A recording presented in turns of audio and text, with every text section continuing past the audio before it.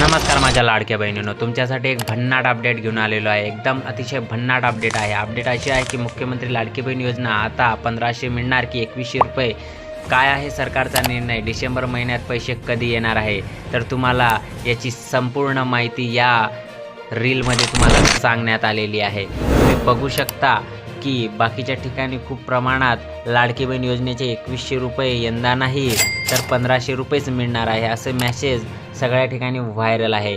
पण तुम्हाला या व्हिडिओमध्ये सगळी अपडेट देण्यात आलेली आहे। आज 5 डिसेंबर आहे। 5 डिसेंबर देवेंद्र फडणवीस आज मुख्यमंत्रीपदाची शपथ घेणार आहे व देवेंद्र फडणवीस महिलांसाठी आभार मानत असताना त्यांनी म्हटलं होतं की लाडकी बहिणींना आम्ही वाढीव निधी देणार आहे।